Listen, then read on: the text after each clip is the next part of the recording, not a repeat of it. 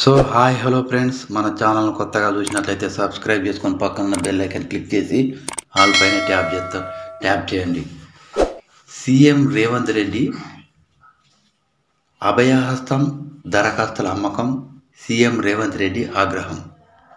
అభయహస్తం దరఖాస్తుల అమ్మకాలపై సీఎం రేవంత్ రెడ్డి ఆగ్రహం వ్యక్తం చేశారు. ప్రజాపాలన కార్యక్రమానికి సంబంధించి సచివాలయంలో ఉన్నతాధికారులతో సీఎం సమీక్ష నిర్వహించారు. దరఖాస్తులను ఎవరైతే అమ్మితే కఠిన చర్యలు తీసుకోవాలని ఆదేశించారు. ఈ మేరకు అవసరమైన దరఖాస్తులను ప్రజాపాలనలో అందుబాటులో ఉంచాల్సిందేనని స్పష్టం చేశారు సీఎం రేవంత్ రెడ్డి.